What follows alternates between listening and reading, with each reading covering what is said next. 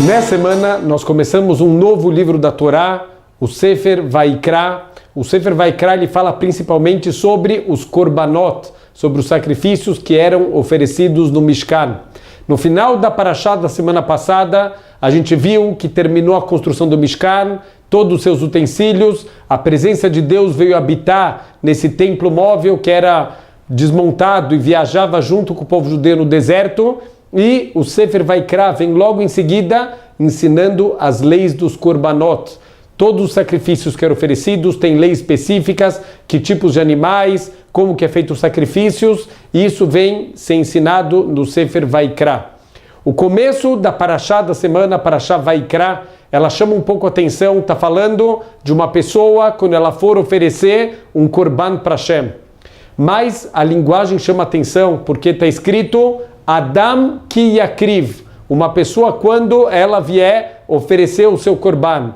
Normalmente, quando a Torá fala de uma pessoa, de um homem, está escrito a linguagem Ish e não a linguagem Adam.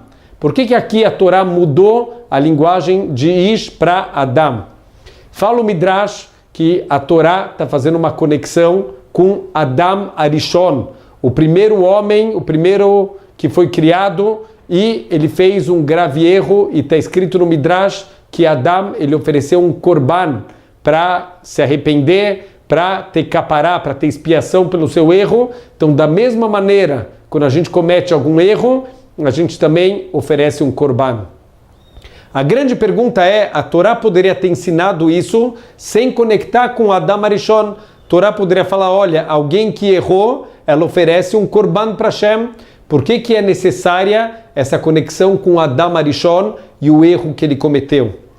Quando uma pessoa oferecia o korban por algum erro que essa pessoa cometeu, então tem o oferecimento do korban, que ele tem que ser sacrificado, e isso causa uma dor na pessoa de ver aquele animal sendo sacrificado, mas a parte mais importante é justamente o arrependimento e a vontade de não errar mais. E a parte principal do arrependimento é justamente quando a pessoa entende o impacto do erro que ela fez. O quanto o erro que a gente fez destruiu a nossa própria vida e destruiu a vida de outras pessoas e às vezes impactou o mundo inteiro. Para a gente lembrar isso, é só lembrar justamente do erro de Adam Arishon. É por isso que a Torá está conectando o korban que era oferecido com o korban de Adam Arishon. Quando Adam fez o erro dele, não seguiu a vontade de Hashem, infelizmente as consequências foram trágicas. Para a vida dele, pessoalmente, ele foi expulso do Gan Eden, ele estava no paraíso e ele foi expulso de lá. Ele trouxe morte para o mundo, ele trouxe dificuldades do sustento. Os maiores medos que a gente tem hoje em dia é ficar sem sustento e o medo da morte. Tudo isso veio no mundo por causa do erro de Adam Arishon. Então, quando uma pessoa faz um erro, parte principal da tchuvá, do arrependimento, da vontade de mudar, é ela entender o impacto negativo que isso teve sobre o mundo inteiro, o mundo material e os mundos espirituais. Conto uma história uma vez de um pobre. Ele chega numa casa maravilhosa, uma casa muito rica, e ele vem pedir algum dinheiro, alguma roupa, alguma coisa que ele possa se sustentar.